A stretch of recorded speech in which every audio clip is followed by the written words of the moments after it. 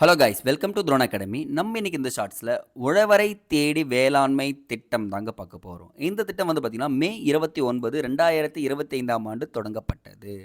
So இடம் வந்து பார்த்திங்கன்னா மாணிக்கமங்கலம், திருவாரூர் அப்படின்ற பிளேஸில் தான் ஸ்டார்ட் பண்ணியிருக்காங்க. திருவாரூரில் தான் உழவரை தேடி போகிறாங்கன்னு சொல்லி ஞாபகம் வச்சுக்கோங்க. துறை வந்து பார்த்திங்கன்னா வேளாண்மை மற்றும் உழவர் நலத்துறை தான் இந்த திட்டத்தை செயல்படுத்தும் ஒரு அமைச்சகமாக இருக்கிறது அப்படி துறைன்னு சொல்லாங்க. ஸோ இந்த திட்டத்தோடைய நோக்கம் பாருங்கள், விவசாயிகளின் கிராமங்களுக்கே சென்று அரசு அதிகாரிகள் போயிட்டு என்ன பண்ணுவாங்கன்னா, அவங்க குறைகளை கேட்பாங்கப்பா.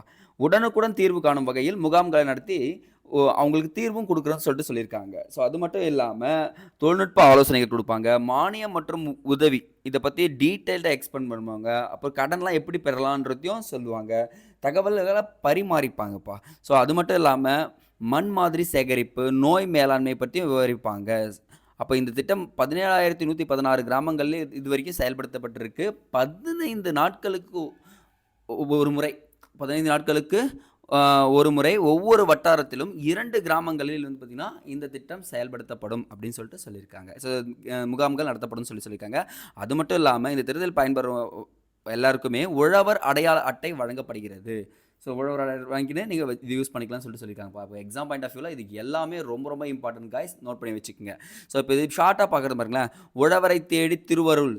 திருவருள் கிடைக்கணும்னா நீ என்ன பண்ணணும், உழவரை தேடி தான் போகணும் அப்படின்னு ஞாபகம் வச்சுக்கோங்க. திருவருள் கிடைச்சிச்சுன்னா என்ன கிடைச்சிடும், மணி கிடைச்சிடும், மாணிக்கமங்கலம்.